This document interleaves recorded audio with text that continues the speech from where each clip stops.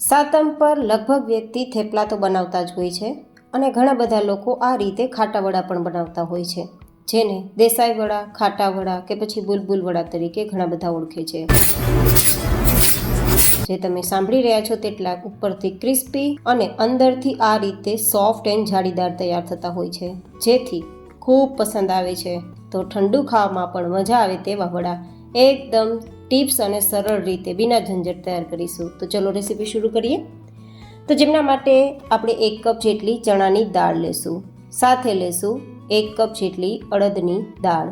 હવે 1 ચમચી જેટલી આપણે મેથી દાણા લેશું, જેથી સરસ મજાના કુરકુરા આપણા ક્રિસ્પી આપણા વડા તૈયાર થાય. હવે આપણે થોડું પાણી ઉમેરી અને સરસ મજાની દાળને ધોઈ લેશું, જેથી કચરો હોય તે નીકળી જાય.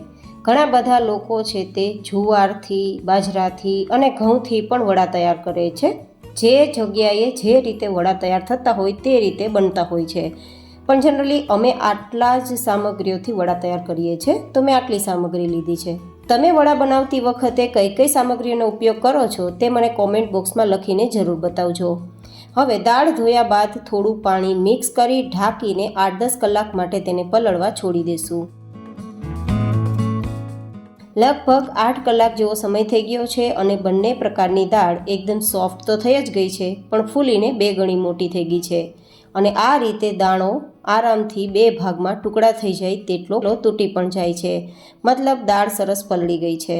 તો હવે આપણે પાણી નિતારી અને પછી નિતારેલી જે દાળ હોય તેને મિક્સરમાં લેવાની છે. ધ્યાન એ રાખવાનું છે કે દાળમાં વધારે પાણી પીસતી વખતે ના જાય, નહીં તો બેટર એકદમ પાતળું થઈ જશે અને જે વડા તૈયાર કરવાના છે તે બરાબર તૈયાર નહીં થાય. તો પાણી નિતારીને બધી જ દાળ મિક્સરમાં લઈ લેવાની. અને હવે આપણે દાળને પીસવા માટે અડધા કપ જેટલું ખાટું દહીં લીધું છે, પણ આપણે દાળમાં થોડું થોડું દહીં મિક્સ કરતા જશું અને પીસતા જશું, જેથી એકદમ ખાટા વડાનું બેટર તૈયાર થાય. દહીં જેટલું ખાટું હશે તેટલા આપણા વડા ખાટા તૈયાર થશે. જો તમને બહુ વધારે ખાટું પસંદ ના હોય તો પછી દહીં થોડું ઓછું ખાટું લેવું. આ રીતે તમે જુઓ ગ્રાઇન્ડ થતાં એકદમ સ્મૂધ આપણી પેસ્ટ તૈયાર થઈ ગઈ છે. તો આ રીતે બધી જ દાળ પીસી લેશું અને બેટર તમે જુઓ નીચેની તરફ જતાં રિબિન જેવું બને છે, મતલબ પરફેક્ટ બેટર તૈયાર છે. બસ હવે 5 મિનિટ માટે એક જ ડાયરેક્શનમાં હાથની મદદથી આ રીતે તેને ફેટવાનું છે, જેથી આપણા બેટરની અંદર હવાના કણ ભરાશે અને બેટર આપણું ફ્લફી એન્ડ ફૂલી જશે. તો આ રીતે બેટર તૈયાર થઈ ગયા બાદ હવે આપણા બેટરને થોડો આથો દેવા માટે ઢાંકીને થોડા કલાક માટે સાઈડમાં રાખવાનું છે, જેથી આપણું આ બેટર વધારે ખાટું થઈ જાય. જેટલું બેટર ખાટું બનશે તેટલા વડા ખાવામાં મજા આવશે. તો આ રીતે બેટરની કન્સિસ્ટન્સી આવે ત્યાં સુધી ફેટવાનું છે. તમે જોઈ શકો છો એકદમ અંદર હવા ભરાવાના કારણે એ કલર વ્હાઈટ પણ થઈ ગયો છે અને ફ્લફી થઈ ગયું છે અને ફૂલી ગયું છે. તો હવે આથા માટે તેને ઢાંકીને થોડા કલાક સાઈડમાં રાખી દઈશું. મેં 10 કલાક જેવો સમય આપ્યો છે અને તમે બેટર જુઓ કેટલું અંદરથી ફ્લફી છે, ફૂલ જાળીદાર છે, મતલબ આથો એકદમ બરાબર આવ્યો છે. હવે ખાટા વડા તૈયાર કરશું તે અંદરથી સ્પંજી તો તૈયાર થશે, પણ ખાવામાં ખૂબ સ્વાદિષ્ટ તૈયાર થશે એન્ડ એકદમ સુપર સોફ્ટ એન્ડ જાળીદાર તૈયાર થશે. તમને નજીકથી પણ બતાવું દો કેટલો સરસ આથો આવ્યો છે. જેટલું દહીં ખાટું હશે તેટલો સરસ પરફેક્ટ આથો આવશે. અને આમ પણ આપણે લાંબા સમય સુધી તેને આથો પણ આપવા માટે છોડી દીધું હતું, લગભગ 10 કલાક માટે.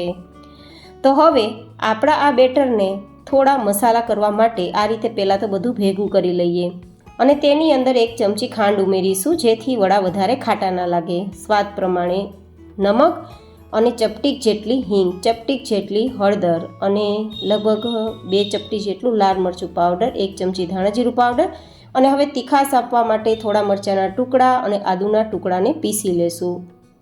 સાથે ઉમેરીશું 1 ચમચી જેટલા મરી. જો મરી પાવડર હોય તો આમાં ઉમેરી શકાય, ના હોય તો આખા મરીને આ રીતે ગ્રાઇન્ડ કરી શકાય.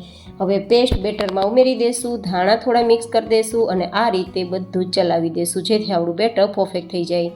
હવે આપણા વડા તૈયાર થશે, પણ વધારે તેને સ્પંજી તૈયાર કરવા હોય તો થોડા 2 ચપટી ખાવાના સોડા અને 1 ચમચી પાણી મિક્સ કરી દેવાનું. તો જે પણ અંદરથી જાળી થશે તે એકદમ ફ્લફી રહેશે અને એકદમ સરસ તૈયાર થશે. તો તો આ રીતે મિક્સ કર્યા બાદ તમે જુઓ આરામથી ભજીયાની જેમ તે બેટર સરી રહ્યું છે, મતલબ વડાનું બેટર પરફેક્ટ છે. જેવું મેથીના ગોટા બનાવતી વખતે બેટર રાખીએ ને તેવું જ રાખવાનું. હવે તળતી વખતે થોડું ધ્યાન રાખવાનું, તેલનું ટેમ્પરેચર મીડિયમ ગરમ કરવાનું અને ગેસની ફ્લેમ પણ મીડિયમ રાખવાની છે. અને પછી આ રીતે થોડા થોડા વડા તેલમાં થોડી જગ્યાના અંતરે મૂકતું જવાનું છે તળવા માટે. જો તેલનું ટેમ્પરેચર ઠંડુ હશે તો વડા તેલ પી જશે અને એકદમ ગરમ હશે તો વડા એકદમ લાલ થઈ જશે. તો મીડિયમ ગરમ તેલમાં જ આ રીતે તમારે વડા મૂકવાના. અને વડા થોડી જ વારમાં તમે જુઓ ઉપર ફૂલીને આવી ગયા છે અને ફૂલતા 3 ગણા મોટા થઈ ગયા છે, જેનું કારણ છે અંદરથી એ ફ્લફી થઈ ગયા છે, ફૂલી ગયા છે અને પરફેક્ટ બેટરમાં આથો આવ્યો છે તે. તો આ રીતે થોડા જ સમય પછી એકદમ ગોલ્ડન કલર આવી ગયો છે અને આ રીતે ચપ્પુથી ચેક કરતાં અંદરથી કાચું પણ નથી. તો હવે મીડિયમ ગેસની ફ્લેમ પર ગોલ્ડન કલર થાય ત્યાં સુધી તળિયા હશે તો ઉપરથી ક્રિસ્પી જ હશે અને અંદરથી જાળીદાર જ હશે. તો આ રીતે પહેલાં તો તેલમાંથી કાઢી લઈએ અને તેલમાંથી કાઢ્યા બાદ હું તમને ટેક્સચર પણ બતાવું છું.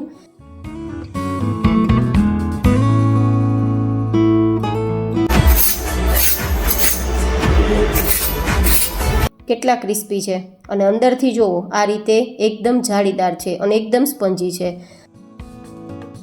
હવે આ વડા તો તૈયાર થઈ ગયા, પણ તેની સાથે ખાવામાં મજા આવી તેવી ચટણી તૈયાર કરીશું. તો થોડા લીલા ધાણા, થોડા ફુદીનાના પત્તા, તીખાસ પ્રમાણે મરચાંના ટુકડા, 2-3 ઇંચ આદુનો ટુકડો અને 2 ચમચી જેટલા કાચા મગફળીના દાણા. અહીંયા હું ફરાળી ચટણી તૈયાર કરું છું, જેથી કોઈ લોકો વ્રત કરતા હોય તો ખાઈ શકે. 1 ચમચી ખાંડ, 1 ચમચી જીરું, સ્વાદ પ્રમાણે સેંધા નમક, 1/2 થી 1 લીંબુનો રસ.